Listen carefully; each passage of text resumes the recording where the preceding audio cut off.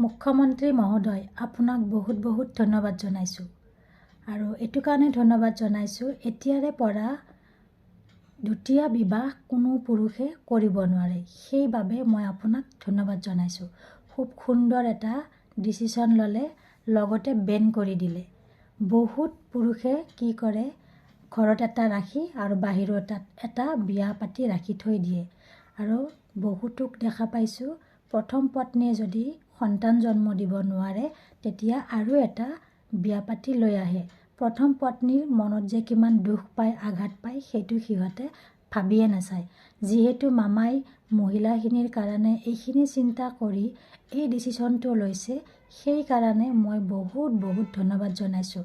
আৰু পুৰুষসকলকো কৈছোঁ, এতিয়াৰে পৰা কোনো পুৰুষে দুটা বিয়া কৰাব নোৱাৰে। এইটো মামাই একেবাৰে বেন কৰি দিলে। সেয়েহে মই মুখ্যমন্ত্ৰী মহোদয়ক অশেষ ধন্যবাদ জনাইছোঁ।